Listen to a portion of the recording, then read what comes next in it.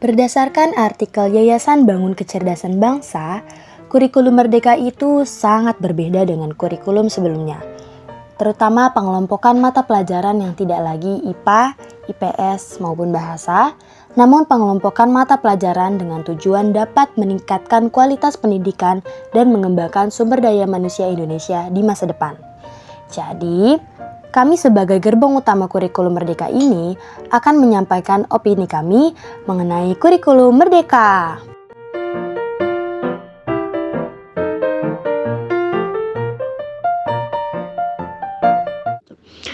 Menurutku itu adalah sebuah hal yang baru dan ada pro dan kontranya juga. Pronya adalah itu berasa di diri saya sendiri, yaitu pada saat awal SMA saya itu berpikiran untuk masuk ke jurusan IPA.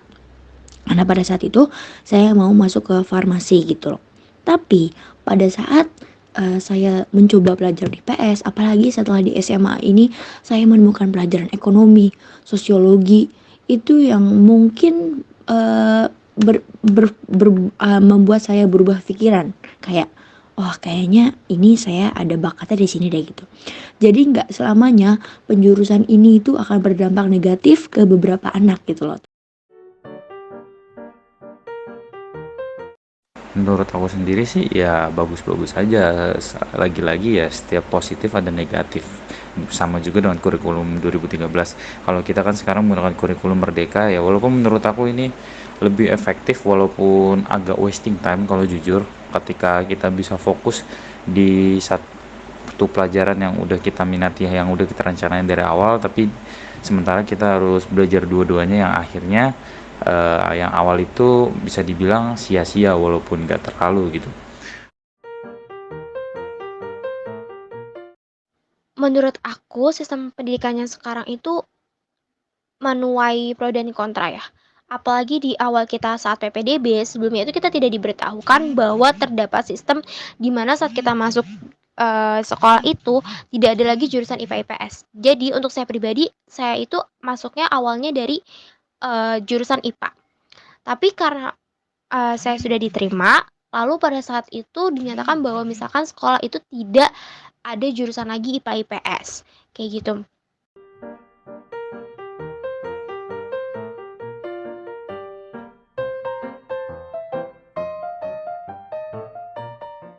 Sebenarnya harusnya orang itu harus mencari jurusan yang misalkan kita harus nyari 2 jurusan nih. Nah, 2 jurusan itu tuh nggak boleh terlalu jauh jaraknya gitu loh.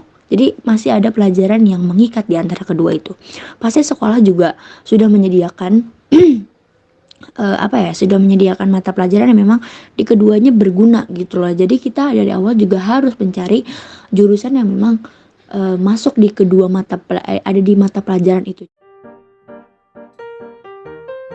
Tapi kalau menurut aku ya kalau didasari nilai minat dan bakat ya pasti jelas perebutannya bakal kuat banget. Di sini kalau aku ngambil positifnya ya jelas. Jadi persaingan semakin ketat walaupun ini secara tiba-tiba, tapi mungkin untuk angkatan selanjutnya itu akan lebih baik. Jadi ini menimbulkan persaingan yang lebih baik kalau kita ngambil dari positifnya.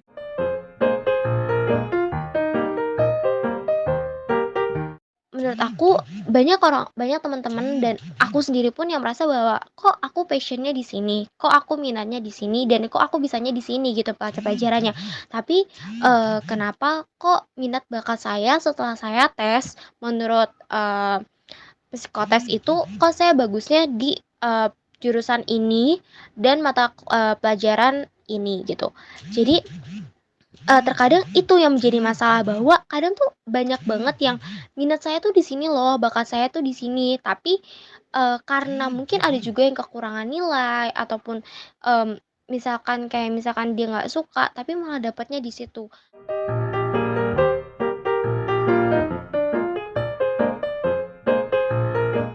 Jadi kalau untuk mata pelajaran itu gue lebih suka kurikulum Merdeka.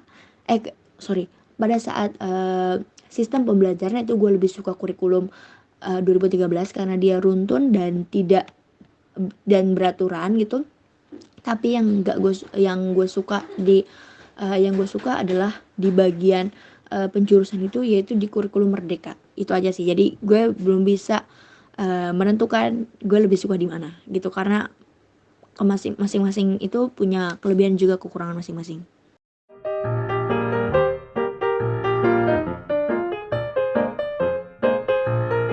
Tiga sendiri aku secara Kalau nomor 3 sendiri aku secara personal atau secara pribadi, aku jujur lebih suka kurikulum Merdeka. Alasannya jelas karena di kurikulum Merdeka ini nggak semua yang di IPA itu nggak ada, maksudnya jadi yang IPA aja, IPS aja nggak, tapi ada beberapa yang dicampur. Contohnya di sini ada matematika wajib yang dicampur dengan beberapa pelajaran dari IPS. Nah, kalau aku sendiri kan emang minatnya ada di matematika dan juga beberapa pelajaran IPS. Jadi kalau menurut aku ini positif banget.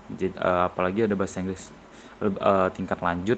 Jadi juga untuk karir aku jadi bisa lebih fokus ke depannya bakal kayak gimana.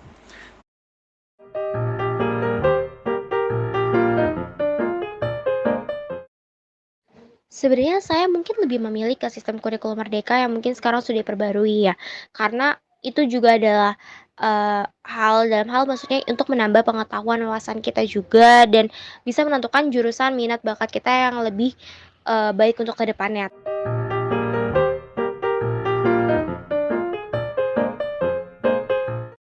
Nah, untuk pertanyaan nomor 4, setuju atau enggaknya angkatan kita dipikir sebagai kelinci percobaan? Iya gitu. Karena flashback pada saat dulu-dulu kita nggak hanya jadi bahan percobaan di SMA aja, tapi di SD kita juga udah mulai dijadiin kelinci percobaan.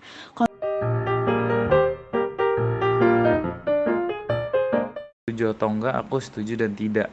Jadi aku ada titik netral setuju ya, karena mungkin angkatan kita yang pertama kali jelas itu memang udah ada di depan mata. Dan juga mungkin kenapa aku bilang kelinci percobaan, karena bisa aja ini kita nggak dianggap jadi kelinci percobaan apabila sekali lagi infonya itu nggak mendadak. Kalau infonya nggak mendadak, pastikan kita ada yang namanya persiapan. Kalau ada persiapan ya artinya tidak ada yang namanya kelinci percobaan gitu.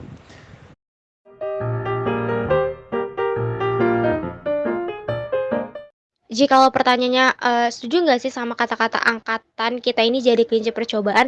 Menurut saya sendiri itu, saya setuju dengan kata-kata itu. Karena dilihat dari menurut saya kurangnya, persiapan dalam kurikulum merdeka ini dan saya pun seperti yang saya sudah bilang awal bahwa saya pun sendiri belum tahu setelah saya keterima di sekolah ini tuh bahwa tidak ada jurusan IPA IPS lagi di kelas 10 saya dan saya mempelajari semua itu dari IPA maupun IPS. Jadi total semua pelajaran yang saya bilang tadi itu 15 dan itu menurut saya cukup membuat saya agak shock karena hal tersebut itu lumayan cukup menguras tenaga tadi yang seperti saya bilang. Juga menurut saya banyak banget yang kelelahan, kurang tidur, yang jadinya sakit karena belum bisa menyeimbangi waktu ataupun cara manajemen waktunya tuh belum tepat karena masih banyak banget seperti kayak penumpukan tugas dikarenakan proyek maupun pelajaran yang sangat banyak di kelas 10 ini yang memang kita harus benar-benar pelajari seperti itu sih.